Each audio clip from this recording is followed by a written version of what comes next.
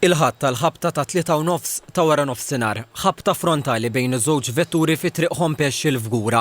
Waħda mill-vetturi kienet qed tinstaq minn żagħżugħa ta' 23 sena minn Ħażabbar u magħha kien hemm mara ta' 71 sena minn Ħażabbar ukoll.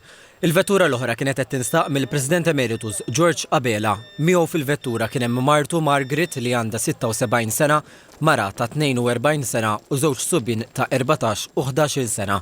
Fuq il-post bdiet minnu fih ħidma bejn il-Pulizija, Dipartiment tal-Protezzjoni Ċivili u tobba u infermiera mill-Isptar Mater Dei li bdew jagħtu l-kura minnu fih lis 7 persuni involuti u nħarġu mill-vetturi biex jittieħdu l-isptar b'diversi ambulanzi.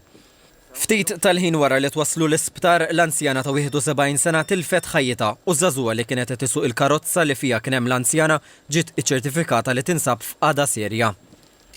Min tal-karozza l-oħra l-President Emeritu George Abela u martu Margaret ġew iċċertifikati li weġġaw gravi. It-tliet persuni l-oħra li kienu magħhom ma jidhirx li għandhom affarijiet gravi, iżda l-kundizzjoni tagħhom għadha pendenti.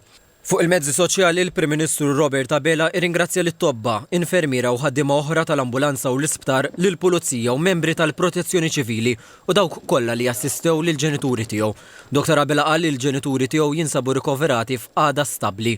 Temm jgħid li fi ħsibu wkoll il-persuni fil-vettura l-oħra involuta fil-ħabta. Fuq il-post tal-inċident il-Maġistrat Ian Farrugia li qed imexxi inkjesta. L-istħarriġ tal-Pulizija qed jitmexxa minn uffiċjali mir-Road Policing Unit. It-triq ingħalqet għal xi ħin.